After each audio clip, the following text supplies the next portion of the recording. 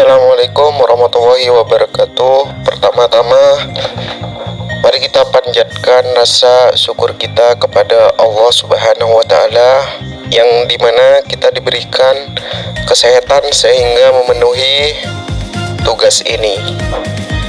Baik, kami dari kelompok 1 ingin menjelaskan materi dengan judul moderasi beragama. Tujuan kami membuat video ini yang pertama untuk memenuhi tugas UAS dari dosen pengampu Ibu Rafika Mutiara Safitra SE MSAK. Kedua, ingin menjelaskan materi moderasi beragama.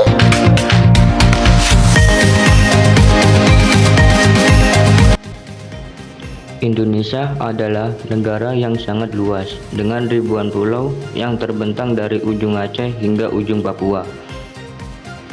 Memiliki luas area 1910931 km dengan populasi sebanyak 270 juta jiwa.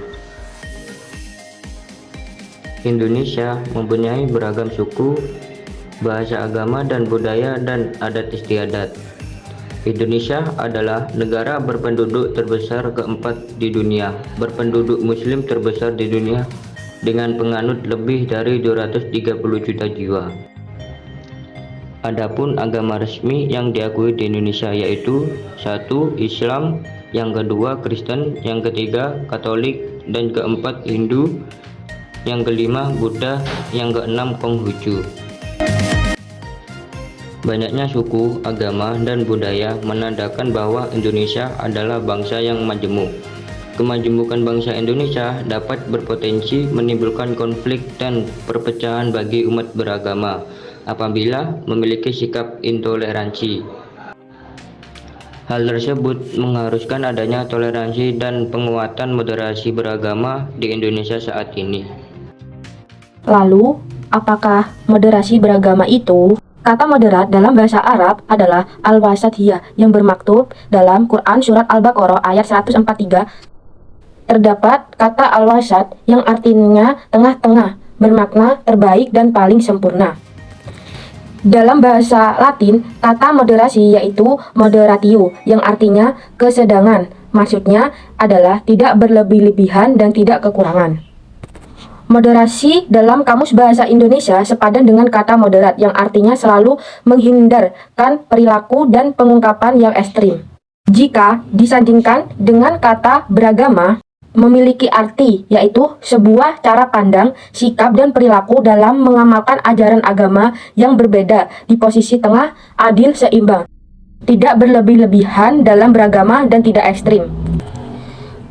Menurut Prof. Komarudin Hidayat, beliau adalah guru besar bidang filsafat Islam. Pengertian moderasi beragama muncul karena adanya dua kutub ekstrim, yakni ekstrim kiri yang cenderung mengabaikan teks, sedangkan ekstrim kanan terlalu berpaku pada teks dan cenderung mengabaikan konteks. Lalu, di manakah moderat? Moderat berada di tengah-tengah di antara ekstrim kiri dan ekstrim kanan. Contoh sikap ekstrim dalam beragama. Yang pertama yaitu mengikuti ritual pokok ibadah agama lain dengan alasan tenggang rasa.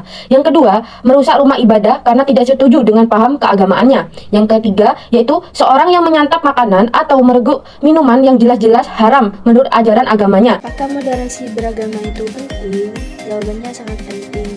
Moderasi beragama diperlukan karena sikap ekstrim dalam beragama tidak sesuai dengan esensi ajaran agama itu sendiri.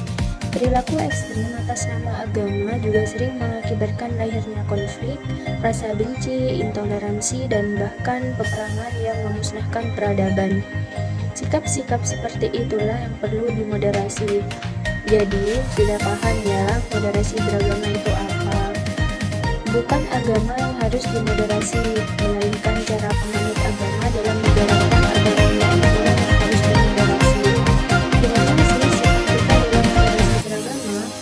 Yang pertama, menghargai pendirian orang lain, tidak menyalahgunakan orang lain yang berbeda pendapat dengan kita, tidak mencelanya dan tidak memotong pembicaraan ketika orang lain sedang berbicara kepada kita, tidak memaksa penganut agama lain.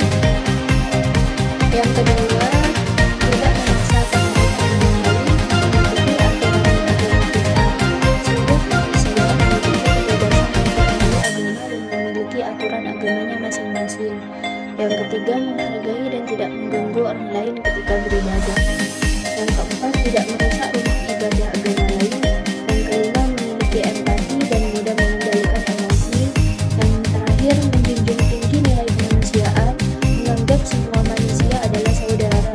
Meskipun kita berbeda agama, tapi kita tetap anggap mereka saudara sesama manusia.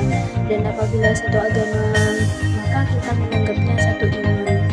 Kesimpulan dari video moderasi agama ini yaitu moderasi beragama adalah upaya mengamalkan pemahaman dan praktik beragama agar menjadi esensinya, yakni untuk menjaga hakikat yang martabat dan peradaban manusia. Bukan sebaliknya, agama tidak boleh digunakan untuk hal-hal yang justru merusak peradaban, sebab sejak diturunkannya agama pada hakikatnya